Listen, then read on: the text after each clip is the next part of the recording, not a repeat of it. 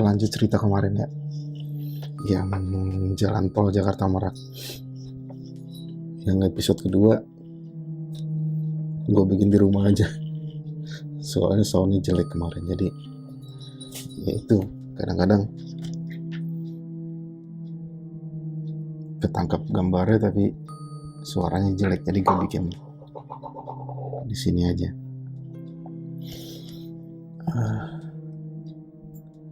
Ya itu, jalan tol Jakarta Merak itu satu jalan yang cukup sering gue lewatin dari kecil sampai detik ini, sampai hari ini. Kalau cerita kemarin yang terakhir emang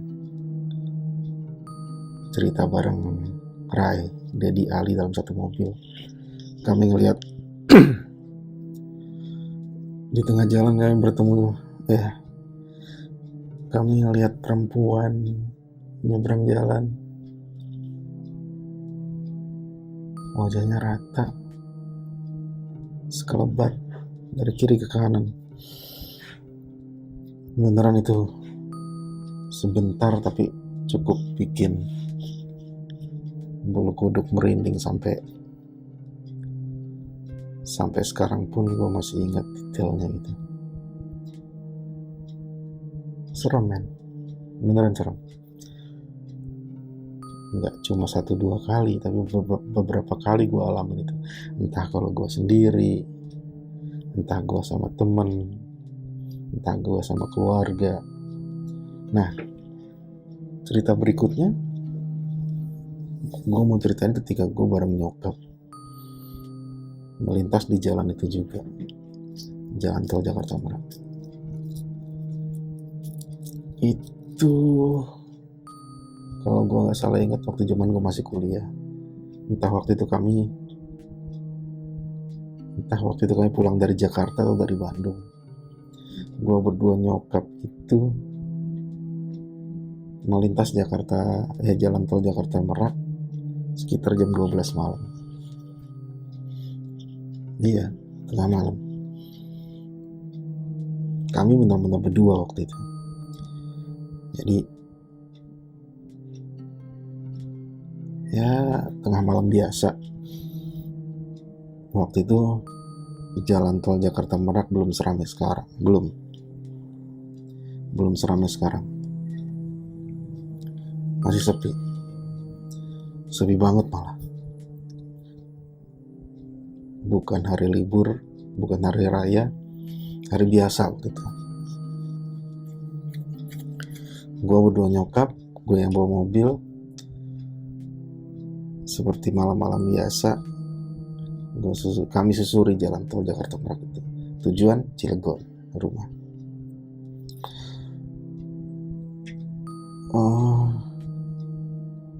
Oh ya, satu info dulu. Jadi bokap gue itu dulu paling apik sama mobil, sama kendaraan dia paling apik. Jadi mobil yang kami miliki waktu itu sangat jarang untuk mogok di tengah, nggak pernah ngomogok di tengah jalan tuh, nggak pernah. Karena sebegitu apiknya bokap gue menjaga mobil, merawat mobil itu. Jadi mobil sama sekali nggak pernah mogok di jalan. Mobil dalam keadaan bagus terus gitu. Nah, ketika gue jalan dari Jakarta bareng nyokap itu, entah dari Jakarta atau dari Bandung, pokoknya melintas jalan tol Jakarta Merak, itu mobil mogok sebelum exit tol Ciujung. Gue inget banget, itu mobil mogok. Gue kaget dong, gue gak pernah bawa mobil mogok. Tiba-tiba mobil berhenti, mesinnya mati, jalanan kosong, sepi. Akhirnya gue pinggirin tuh mobil. Gue turun dari mobil, terus gue bilang ke nyokap, "Mah, beri turun dulu ya, memeriksa." Kata nyokap, "Ya udah, periksa lah. Hati-hati tapi," katanya. Ya sudah, gue turun dari mobil untuk meriksa mobil. Gue buka kap mobil, gue cek semuanya, aki, oli, saluran bensin, busi, semua nggak ada masalah. Harusnya nggak ada masalah, harusnya mobil nggak mogok gitu. Tapi tiba-tiba mati, kan bingung. Itu cukup lama. Gue meriksa mobil 5 sampai 10 menit lah, dengan bekal lampu senter. Gue periksa itu mobil sampai ke detail lah, gue periksa, dan itu gak ada masalah, gak ada. Harusnya mobil nggak mogok, tapi kenapa tiba-tiba mogok ya gue nggak tahu. Ya sudah, gue periksa, sama sekali nggak ada yang rusak itu mobil. Tiba-tiba nyokap gue turun dari mobil. Nih, masuk ke mobil sekarang, dia bilang gitu. Ya, aneh, kenapa tiba-tiba nyokap gue langsung turun dari mobil dan nyuruh gue masuk gitu. Ada apa? Udah, masuk aja ke mobil aja, katanya. Ya udah, gue nurut lah. Gue tutup kap mobil, gue masuk ke dalam mobil. Udah, ketika di dalam nyokap gue bilang gini, ada orang. Di mana, mah? Gue nanya gitu. Itu di sawah. Nah, jadi tempat mobil kami mogok waktu itu kanan kirinya sawah yang sangat luas. Waktu itu tengah malam, jadi sawah kelihatannya gelap, total gelap waktu itu. Sawah cuma pencahayaan cuma dibantu dari sinar langit, jadi gelapnya gelap banget gitu. Nah, refleks gue nengok dong ke arah sawah, soalnya kata nyokap ada orang di situ. Gue lihat ke sawah yang sebelah kiri, ini benar, yang nyokap gue omongin itu benar. Jadi ada sekitar 5 sampai 7 orang berjajar, bukan beriringan ya, berjajar. Itu berjalan di atas sawah, melangkah menuju ke arah kami, menuju ke arah mobil kami.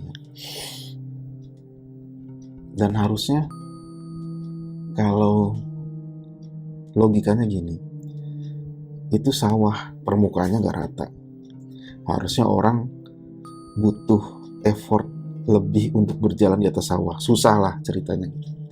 Ini mereka melangkah tuh enteng aja, melangkah biasa, kayak gak lewat sawah gitu, melangkah pelan tapi pasti menuju mobil kami yang berhenti itu kan.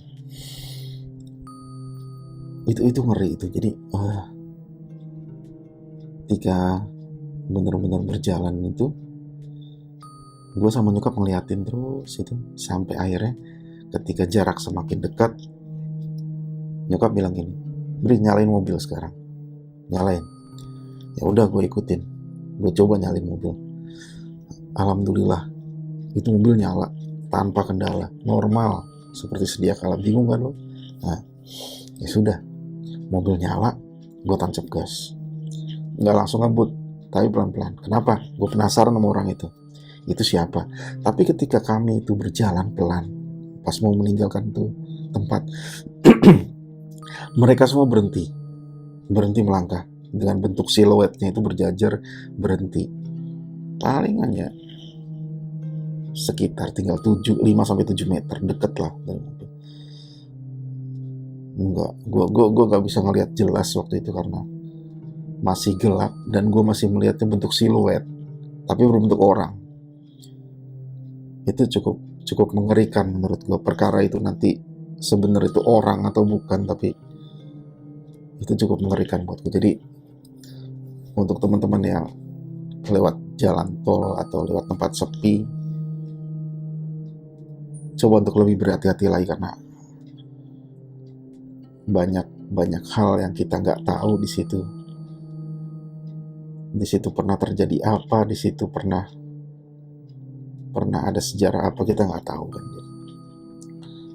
Itu kejadian sebentar tapi cukup membuat gue ingat gitu loh, karena cukup mengerikan, cukup menakutkan menurut gue. Karena mobil yang tadinya normal tiba-tiba mogok, tiba-tiba nyala lagi, nggak ada masalah, bingung. Itu satu cerita pengalaman di jalan tol. Nah, cerita berikutnya ada kejadian aneh, kejadian serem, tapi bukan gue yang ngalamin. Om gue yang ngalamin. Jadi gue punya om namanya Om Adi, adiknya bokap. Om Adi ini kerja di PLTU Suralaya, letaknya itu di Merak, Banten, ujung barat Pulau Jawa. Om Adi ini waktu itu masih bujangan, jadi dia tinggal di mes asrama tempat karyawan itu. Emang disediakan oleh perusahaan untuk karyawannya tinggal di situ gitu. Yang belum punya rumah tinggal di situ. Om Adi ini tinggal di situ bareng sama teman-teman yang lain. Ada satu manajer juga tinggal di situ juga gitu. Maksudnya dia rumahnya di Jakarta, tapi Senin sampai Jumat dia tinggal di mes. Senin sampai Jumat tinggal di mes. Biasanya Jumat sore dia pulang ke Jakarta, Minggu sore dia balik lagi ke mes di PLTU Suralaya itu. Nah, suatu hari seperti biasa, ada satu bosnya, itu manajernya, kita sebut aja Pak Irwan namanya. Si Pak Irwan ini seperti biasa Jumat sore pulang ke Jakarta ke rumah. Dan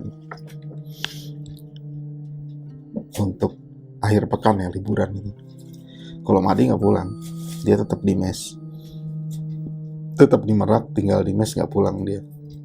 Nah, si Pak Irwan ini pulang ke Jakarta, dan seperti biasa pula harusnya hari Minggu malam dia balik lagi ke kantor, ke mes, untuk bekerja besok harinya Senin sampai Jumat kan. Nah, biasanya Minggu malam dia pulang, balik lagi ke mes yang di Suralaya Merak itu. Dan biasanya juga sampai tujuan itu, sampai Merak itu sekitar jam 1 atau jam 2 malam. Itu menurut Om Adi katanya gitu. Sampai mes lagi itu jam 1 atau jam 2 malam. Jam 12, 1 gitu lah. Jam 12 sampai jam 1. Ya sekitar itulah. Nah, Minggu malam itu, jadi bentuk mes itu kayak kontrakan panjang, di depannya ada pagar. Si Om Adi itu kamarnya deket pagar, sebelahnya kebetulan sebelah kamar Om Adi itu sebelah kamarnya Pak Irwan, mesnya Pak Irwan, sebelahan mereka. Kata Om Adi, sekitar jam 1 malam, pintu gerbang mes itu ada yang ngebuka. Om Adi ngintip dong.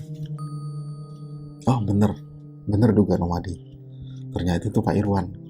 Pak Irwan udah balik lagi dari Jakarta. Oke. Om Adi buka pintu dong. Buka pintu. Ketika Pak Irwan udah masukin mobil, kendaraannya masuk, biasanya kalau Pak Irwan datang dari Jakarta, setelah masukin mobil, Pak Irwan tuh ke Jakarta dia bawa mobil sendiri, pribadi. Bawa mobil pribadi dari Jakarta ke Merak itu selalu pakai mobil pribadi, nggak pernah pakai umum, nggak pernah pakai kendaraan umum gitu. Nah, Pak Irwan ini datang jam 1 malam kan. Biasa, Madi bertegur sapa lah, dan biasanya juga sebelum mereka masuk kamar, sebelum Pak Irwan masuk kamar, mereka berbincang dulu di depan pintu kan, di depan mes. Itulah biasa. Dan ini Pak Irwan turun dari mobil, Om Adi bertegur sapa di depan pintu mesnya Pak Irwan. Jadi nanya, Pak, baru datang Pak. Pak Irwan cuma jawab singkat, iya. Ada apa tuh? Iya, kata Pak Irwan. Sudah. Om Adi aneh, kok tumben Pak Irwan tiba-tiba langsung masuk kamar. Jawabnya singkat dan langsung masuk kamar. Ya sudahlah, Om Adi pikir mungkin Pak Irwan capek, pengen langsung istirahat, maunya langsung istirahat, masuk kamar tidur, mungkin itu. Ya sudah, nggak pikir panjang lagi, Om Adi ya masuk kamar juga istirahat. Tapi masih ada yang aneh juga, kok Pak Irwan kayak gitu loh, kok. Ya sudahlah gitu. Nah, besok paginya seperti biasa Om Adi itu berangkat kerja dari mesnya, dan dia lihat mobil Pak Irwan udah nggak ada, mobil Pak Irwan udah nggak ada di parkiran. Om Adi pikir, oh ya udah, mungkin udah duluan ke kantor. Ya sudah, udah gitu, ketika Om Adi sampai di kantor, Om Adi lihat ruangannya Pak Irwan kok masih kosong. Bertanyalah Om Adi sama teman-temannya, Pak Irwan kemana? Semuanya langsung diam. Ya, akhirnya salah satu temannya Madi bilang, "Di, Pak Irwan meninggal." "Loh kenapa?" kata. "Kecelakaan di jalan tol Jakarta Merak tadi malam. Terjadinya sekitar jam 10. Pak Irwan meninggal di tempat." Om Adi langsung duduk lemes. Karena dia tahu, dia yakin malam sebelumnya dia ketemu Pak Irwan datang dari Jakarta, masuk ke kamarnya di mes. Om Adi ngeliat Pak Irwan. Walaupun sebenarnya Pak Irwan udah meninggal dari jam 10. Kecelakaan di jalan tol Jakarta Merak.